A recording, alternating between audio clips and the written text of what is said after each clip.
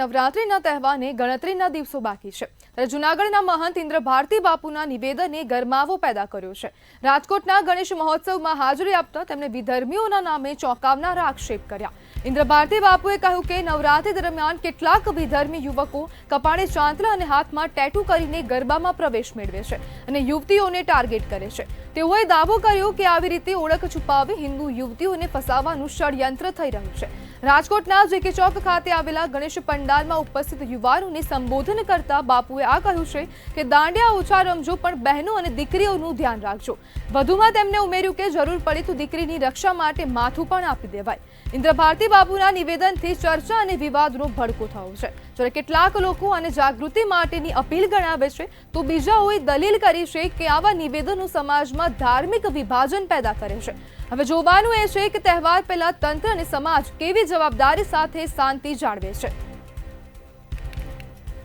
આપણી સાથે હિન્દુ આગેવાન મંગેશ દેસાઈ જોડાઈ ગયા છે। મંગેશભાઈ, યુવતીઓની સુરક્ષા માટે સમાજે શું પગલાં લેવા જોઈએ?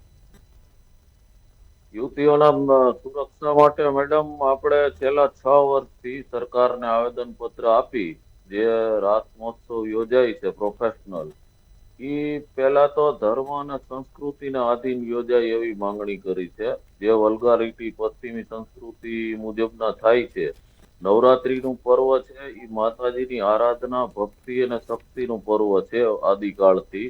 એને એક કિંગ ક્વીનની કોમ્પિટિશન તરીકે અત્યારે પ્રમોટ કરી દીધું છે। તો એની માટે અમે આયોજકોને વિનંતી ચેતવણી પણ આપી છે અને તંત્રનું ધ્યાન પણ દોર્યું છે કે આની કાંઈ ને કાંઈ SOP બનાવી ધર્મ, સંસ્કૃતિ અને ભક્તિ સચવાય એવી રીતનું આયોજન કરો, આને કોમ્પિટિશનના રૂપમાં ન લઈ જાઓ।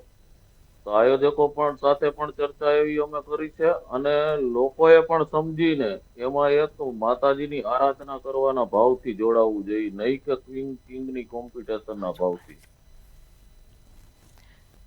મંગેશભાઈ, જે પ્રમાણે હવે જે ધાર્મિક આગેવાનો છે તે લોકોના આવા નિવેદનથી જે યુવતીઓ છે તેમની સુરક્ષામાં વધારો થશે કે પછી ડર ફેલાશે? ના, ડર ફેલાવાનો કોઈ પ્રશ્ન જ નથી। હિન્દુ સંગઠનોનું કામ છે હિન્દુ સંસ્કૃતિ, હિન્દુ ધર્મને બચાવવાનું। ગઈકાલે જે ભારતી બાપુએ ઇન્દ્ર ભારતી બાપુએ પણ નિવેદન આપ્યું છે અને એવી ક્યાંય પણ ઘટના બનતી છે કે વલ્ગારિટી કોઈ પણ આયોજકો તેની થતી છે તો આયોજક સાથે પણ અમે લડી લેશું અને ગાયક કલાકાર કદાચ એવા કોઈ ગીત ઉપર ડાન્સ કરાવવા ઈચ્છતા છે તો ગાયક કલાકારોને પણ સાવધાની વર્તવા માટે અમે સૂચના આપી છે। મંગેશભાઈ, જે નવરાત્રી તહેવાર છે તે ધાર્મિક તહેવાર છે કે પછી ચિંતા કરવાનો વિષય કે મોજ મસ્તી માણવાનો?